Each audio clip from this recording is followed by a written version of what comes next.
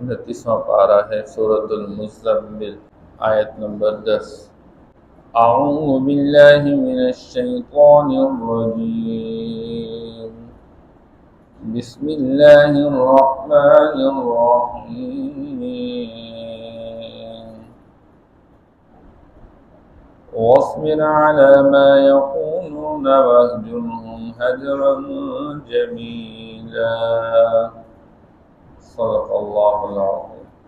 آج کی آیت مبارکہ میں اللہ جل شانہ بیان فرما رہے ہیں وَاصْبِرْ عَلَى مَا يَقُولُونَ، اے میرے نبی آپ اپنے اللہ کا پیغام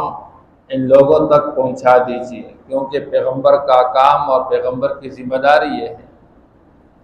لیکن لوگ معاشرے کے اندر پیغمبر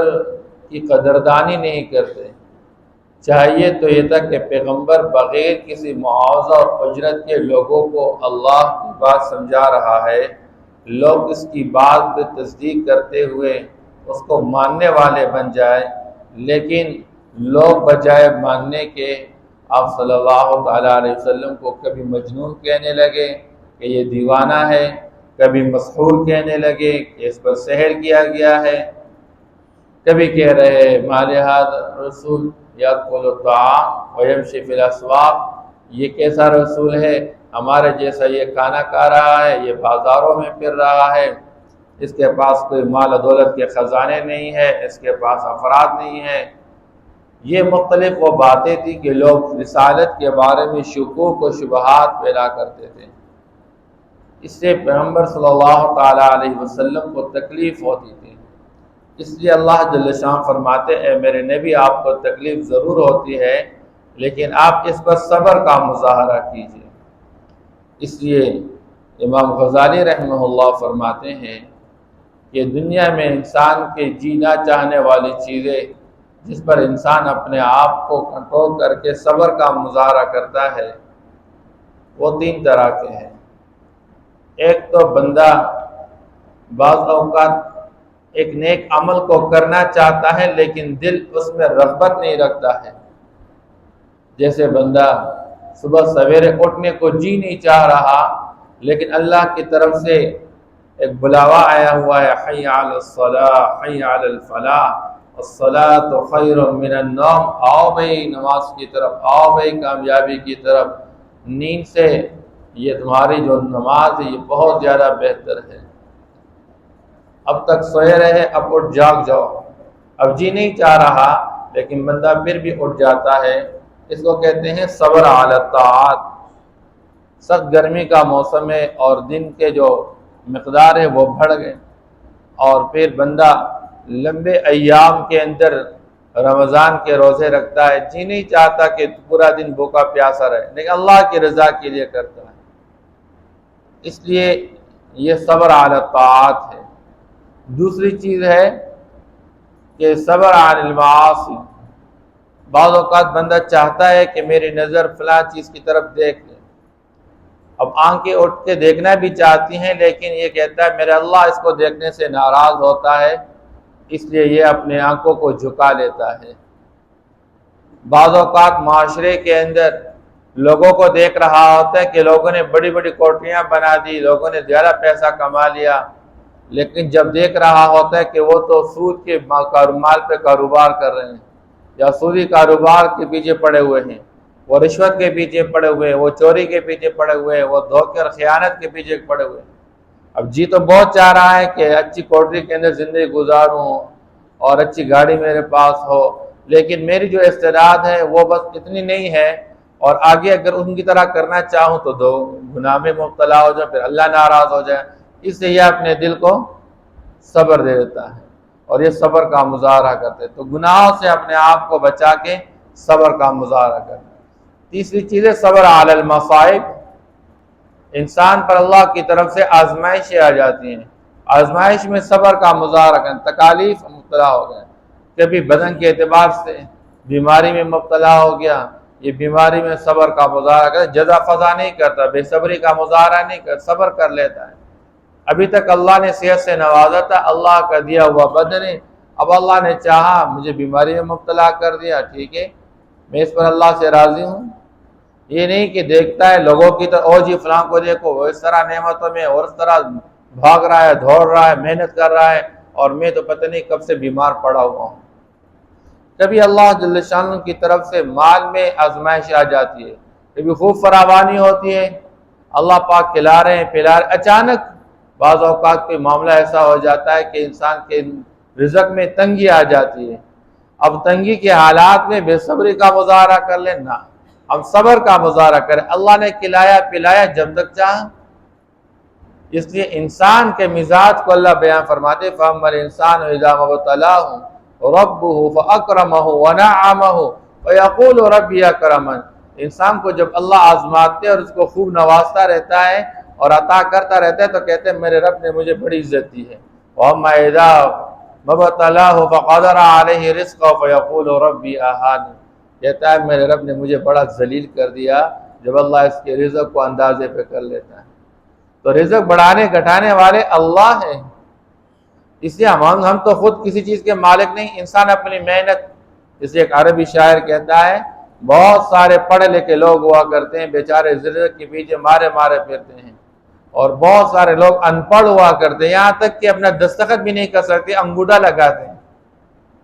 لیکن اللہ پاک نے ان کو اتنا نوازا ہوتا ہے۔ تو یہ انسان کی چالاکی اور ہوشیاری اور انسان کے اپنے علم کی بنیاد پر یہ اللہ کی طرف سے ہے۔ اس لیے قارون نے تو کہہ دیا تھا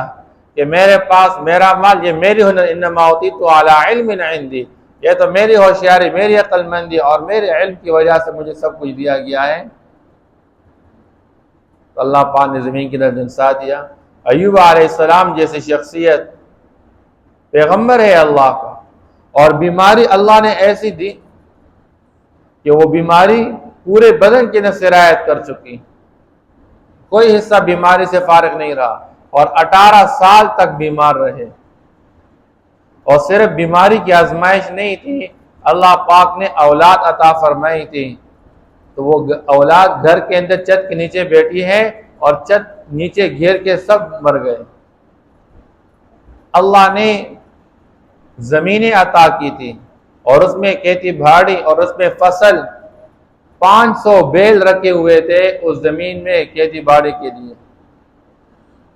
اور اچانک آگ لگ گئی، کھیتیاں فصل ختم تباہ ہو گئی، اور جتنے ان کے پاس مزدور تھے غلام تھے وہ سارے بھاگ گئے، اور لوگ ان بیلوں کو لے کر چلے گئے، گدھے دیے تھے اللہ نے وہ بھی لے کر چلے گئے لوگ۔ اب یہ اکیلے تنہا میاں بیوی رہ گئے۔ اب بندہ اتنی نعمتوں میں ہو اور پھر بھی بیمار ہو جائے، ایک طرف تو نعمتیں چلی گئی ظاہری اسباب کے حوالے سے، پھر صحت چلی گئی، اور اس کے بعد کہہ رہے ہیں اللہ آپ مجھ سے اس حال پہ راضی ہو، میں آپ سے راضی ہوں۔ ہم تو اللہ معاف کر لے، ہماری بیماری ایک دن سے بڑھ جائے پھر ہم پریشان ہوتے ہیں، ایک مہینہ بڑھ جائے تو پھر پریشان، نا امیدی کا شکار، میں کیا کروں گا، میرے بچے کیا کریں گے، کیسے زندگی گزرے گی۔ فرمائے اللہ آپ مجھ سے اس حال پہ راضی، میں راضی ہوں بس۔ اور 18 سال گزر کے بیوی جا کے کہیں پہ کچھ کام کر کے لا کے گھر کے اندر نظام چلاتی تھی۔ ایک دن شیطان سامنے آیا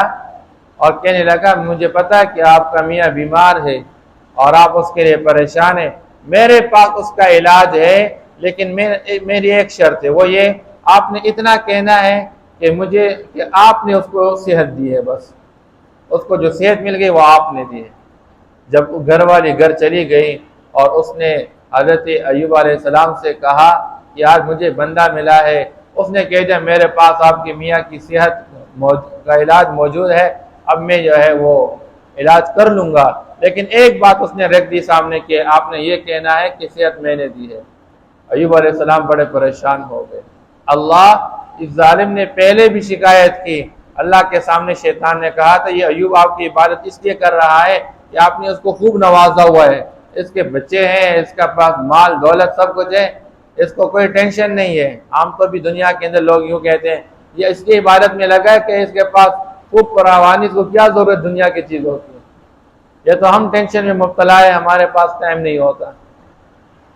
تو دوسری طرف جب اس کے عقیدے پر وار کر دیا، اس کی بیوی کے عقیدے پر وار کر دیا، پھر پریشان ہو گئے۔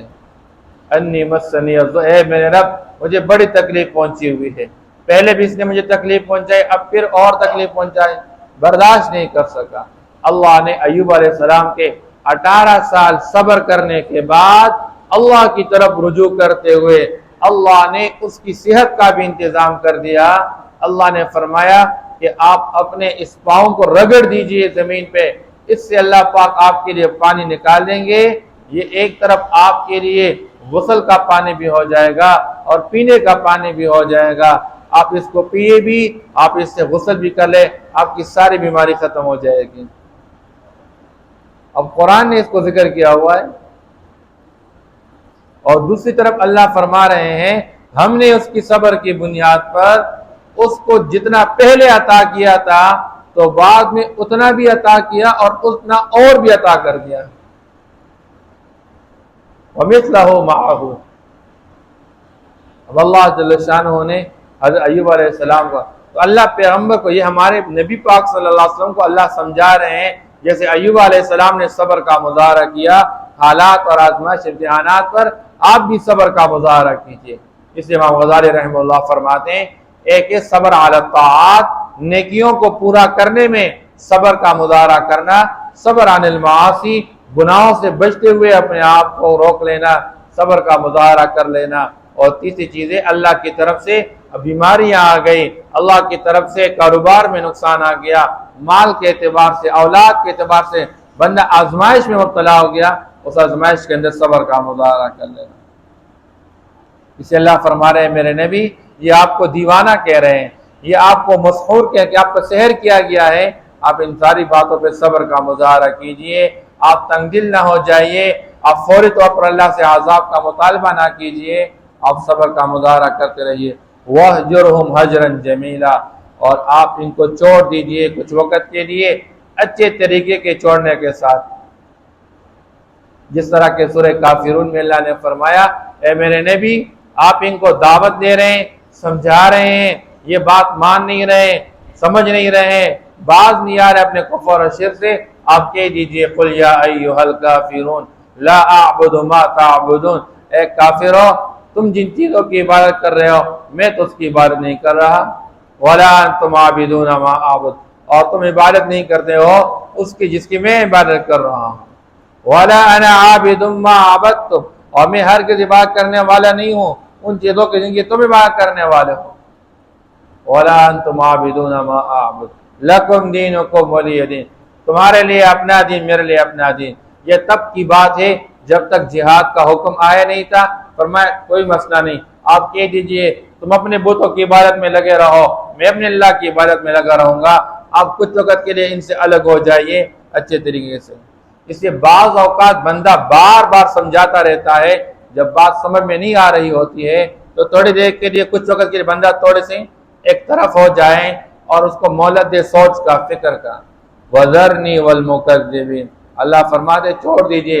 آپ مجھے اور ان جھٹلانے والوں کو چھوڑ دیجئے۔ وَلِلنَّعْمَتِ، ہم نے ان کو دنیا کے اندر مال و دولت سے نوازا، ہم نے ان کو افراد سے نوازا، ہم نے ان کو جائیدادوں سے نوازا، ہم نے ان کو باغات سے نوازا، چاہیے تو یہ تھا کہ نعمتوں میں رہتے ہوئے اللہ کا شکر بجا لاتے، لیکن یہ لوگ میری نعمتوں کو میرے خلاف استعمال کر رہے ہیں، مجھے جھٹلا رہے ہیں، میرے پیغمبر کو جھٹلا رہے ہیں، آخرت کو جھٹلا، کوئی مسئلہ نہیں، آپ مجھے چھوڑ دیجئے، میں ان کے ساتھ کیا کرنے والا ہوں۔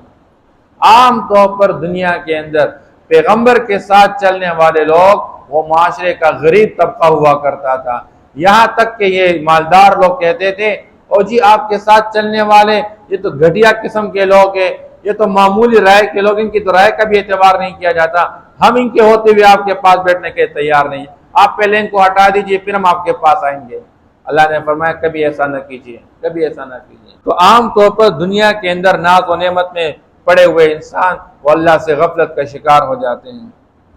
وَمَهِّلْهُمْ قَلِيلًا، آپ ان کو تھوڑی مہلت دیجئے، آپ صبر کا مظاہرہ کیجئے، بس وہ مقررہ وقت آنے والا ہے، ہم ان کو پکڑیں گے، ان کو عذاب کے اندر مبتلا کر لیں گے۔ وَاصْبِرْ عَلَىٰ مَا يَقُولُونَ، اور آپ صبر کا مظاہرہ کیجئے ان باتوں پر جو یہ لوگ کہتے ہیں۔ وَاهْجُرْهُمْ هَجْرًا جَمِيلًا، اور آپ ان کو چھوڑ دیجئے اچھے طریقے کے ساتھ چھوڑنے سے وَذَرْنِي وَالْمُكَذِّبِينَ أُولِي النَّعْمَةِ اور آپ مجھے اور ان جھٹلانے والوں کو چھوڑ دیجئے جو نعمتوں والے ہیں وَمَهِّلْهُمْ قَلِيلًا اور آپ ان کو تھوڑی سی مہلت دیجئے۔ صدق اللہ العظیم۔